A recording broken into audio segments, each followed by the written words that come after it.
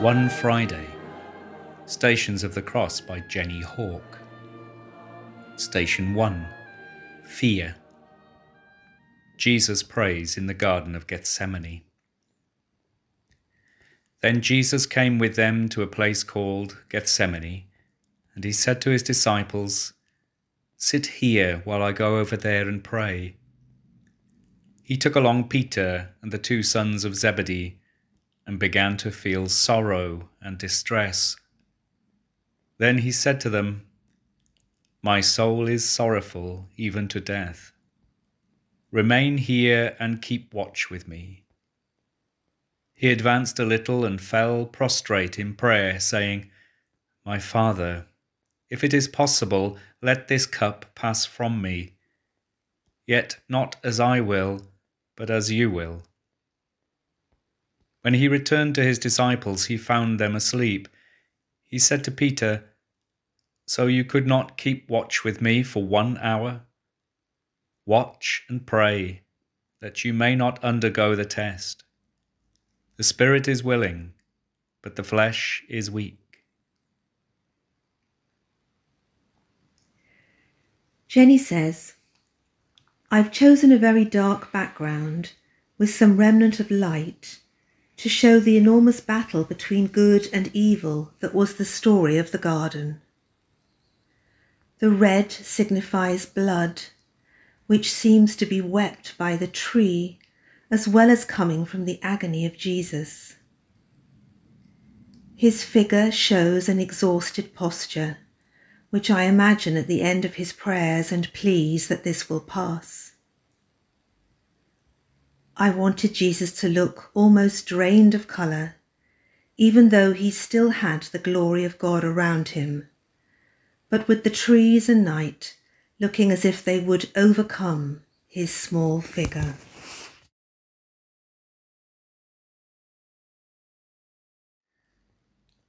Station 2, Betrayal. Jesus is arrested. While Jesus was still speaking, Judas, one of the 12, arrived, accompanied by a crowd with swords and clubs, who had come from the chief priests, the scribes and the elders. His betrayer had arranged a signal with them, saying, "The man I shall kiss is the one. Arrest him and lead him away securely." He came and immediately went over to him and said, "Rabbi," and he kissed him. At this they laid hands on him and arrested him. This may not be the scene you expected for betrayal, but I felt very much that the betrayal of Jesus by Judas began before the scene in the garden. It began with his doubts, and when Jesus gave him the bread, decision became action. When their fingers touched, the darkness gained power, and what followed was inevitable.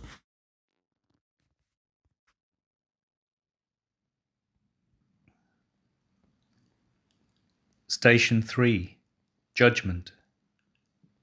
Jesus is condemned. When day came, the council of elders of the people met, both chief priests and scribes, and they brought him before their Sanhedrin. They said, "If you are the Messiah, tell us." But he replied to them, "If I tell you, you will not believe, and if I question, you will not respond. But from this time on, the Son of Man will be seated at the right hand of the power of God." They all asked, "Are you then the Son of God?" He replied to them, "You say that I am." Then they said, "What further need have we for testimony? We have heard it from his own mouth."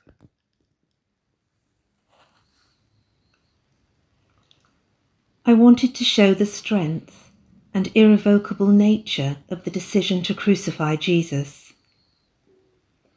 The officials stand with their staffs planted into the ground, grim faces, immovable. I also wanted to give a sense of blood linked to their garments at the lower part of the painting.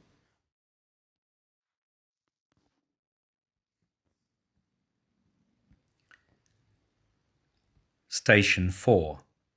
Disloyalty.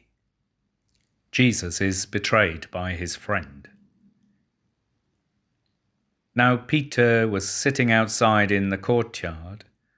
One of the maids came over to him and said, "You too were with Jesus the Galilean." But he denied it in front of everyone, saying, "I do not know what you are talking about." As he went out to the gate, another girl saw him and said to those who were there, "This man was with Jesus the Nazarene." Again he denied it with an oath, "I do not know the man." A little later the bystanders came over and said to Peter, "Surely you too are one of them. Even your speech gives you away." At that he began to curse and to swear, "I do not know the man." And immediately a cock crowed. Then Peter remembered the word that Jesus had spoken. "Before the cock crows, you will deny me 3 times." He went out and began to weep bitterly.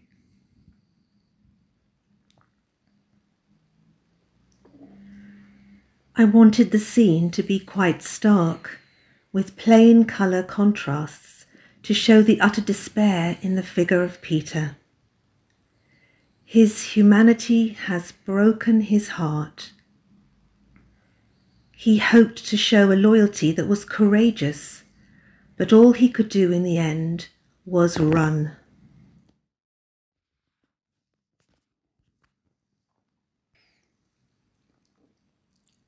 Station 5. Powerlessness. Jesus is judged by Pontius Pilate. The chief priests with the elders and the scribes, that is, the whole Sanhedrin, held a council. They bound Jesus, led him away, and handed him over to Pilate. Pilate questioned him, "Are you the king of the Jews?" He said to him in reply, "You say so." The chief priests accused him of many things. Again, Pilate questioned him, "Have you no answer? See how many things they accuse you of." Jesus gave him no further answer, so that Pilate was amazed. Pilate, wishing to satisfy the crowd, released Barabbas and handed Jesus over to be crucified.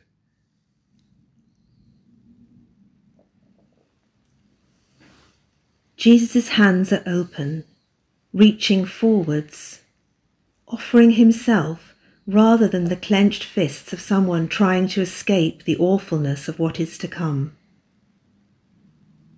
There is a calmness there that is shocking, the willingness to die.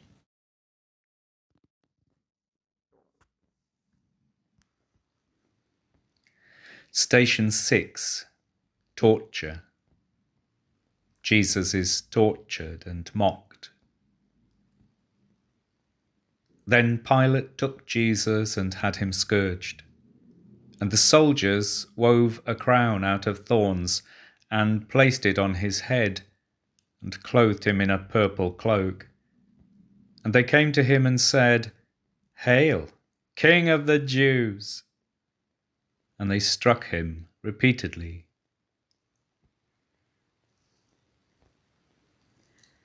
The theme of torture was more of an obvious one, but I hope I have depicted it with enough emotion for the horror that it was.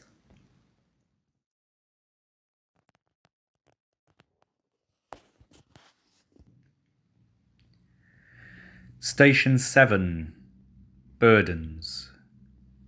Jesus carries his cross.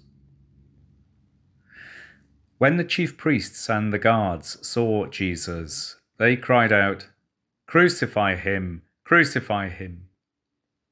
Pilate said to them, "Take him yourselves and crucify him.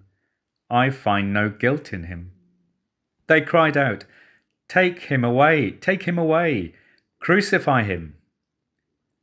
Pilate said to them, "Shall I crucify your king?" The chief priests answered, "We have no king but Caesar."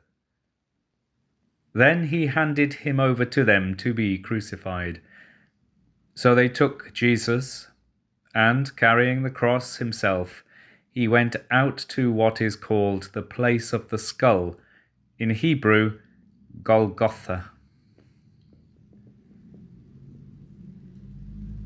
I wanted the slightly stooped figure of Jesus to be seen as standing in total surrender to what was happening, seemingly powerless, already with the weight of the impending cross on his back.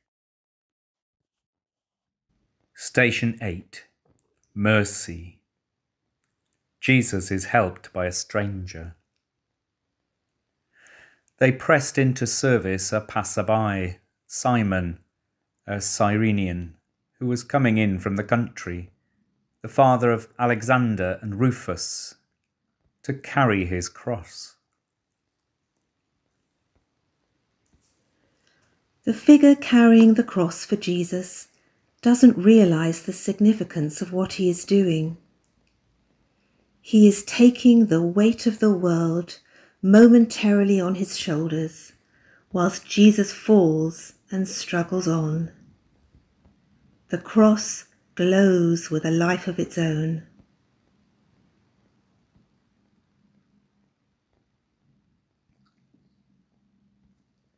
Station 9. Tears.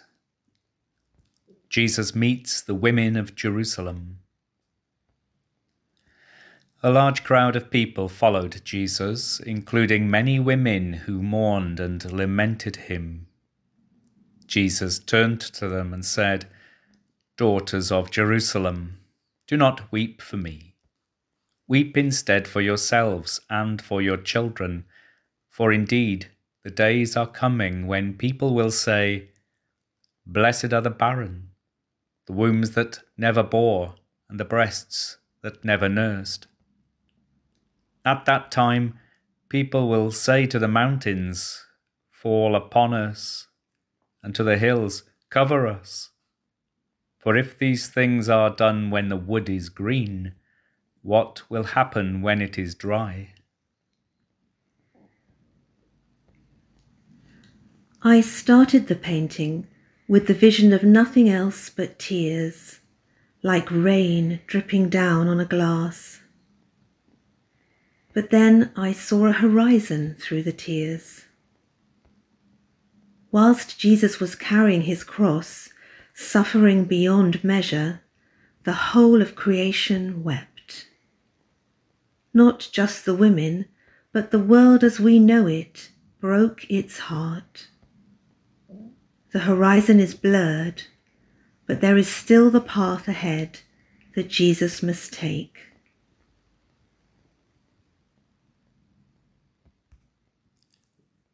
Station 10.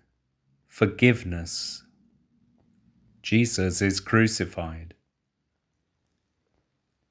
When they came to the place called the Skull, they crucified him and the criminals there, one on his right, the other on his left. Then Jesus said, "Father, forgive them. They know not what they do."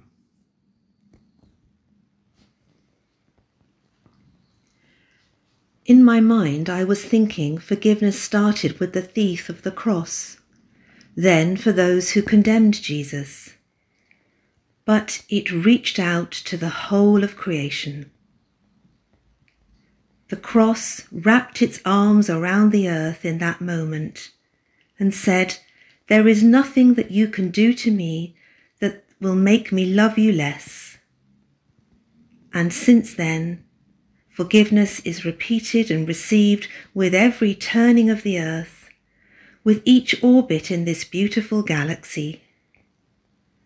The cross is still there, and the message remains the same. We are forgiven, again and again.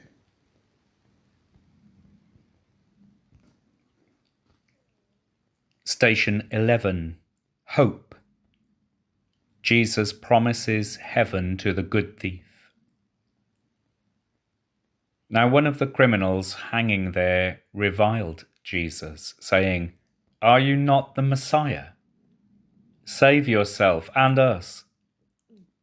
The other, however, rebuking him, said in reply, "Have you no fear of God? For you are subject to the same condemnation. And indeed we have been condemned justly, for the sentence we received corresponds to our crimes. But this man has done nothing criminal."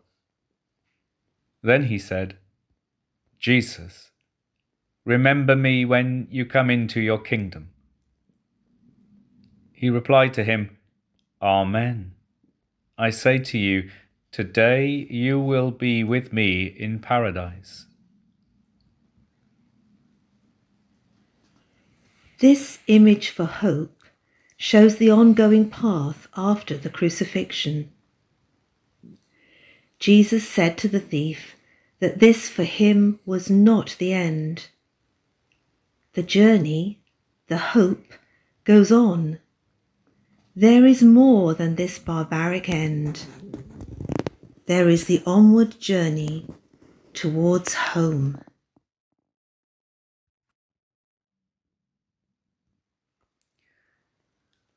Station 12. Family. Jesus speaks to his mother and his best friend. Standing by the cross of Jesus were his mother and his mother's sister, Mary, the wife of Clopas, and Mary of Magdala. When Jesus saw his mother and the disciple there whom he loved, he said to his mother, "Woman, behold your son." Then he said to the disciple, "Behold your mother." And from that hour the disciple took her into his home. The bleakness of the situation is illustrated by the rather muted colours. There is an inevitability about the two heartbroken figures that are directed to each other by Jesus. They stand alone, with a distant doorway behind them, since their lives will continue once they leave this terrible cross. They are now family, as we all are.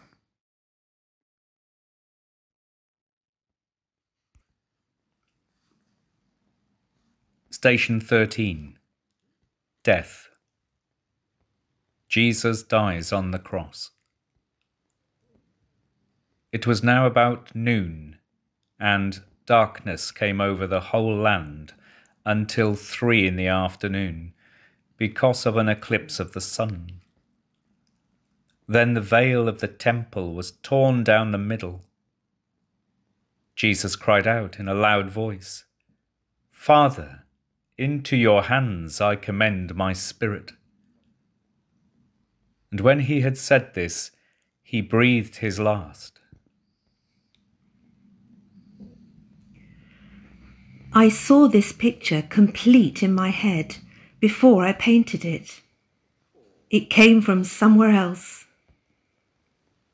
I saw that Jesus was exultant through the process of death. Even in the darkness, he was in triumph.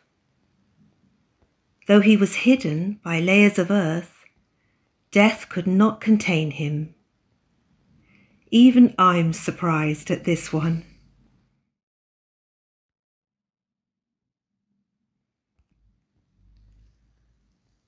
Station 14. Tomorrow. Jesus' body is placed in the tomb. When it was evening, there came a rich man from Arimathea named Joseph, who was himself a disciple of Jesus. He went to Pilate and asked for the body of Jesus. Then Pilate ordered it to be handed over. Taking the body, Joseph wrapped it in clean linen and laid it in his new tomb that he had hewn in the rock. Then he rolled a huge stone across the entrance to the tomb and departed. I wanted the figure of Jesus exultant, with arms outstretched, with a golden energy emanating from him, almost too bright to look at. He is the figure of all our tomorrows, always there, always triumphant, always welcoming.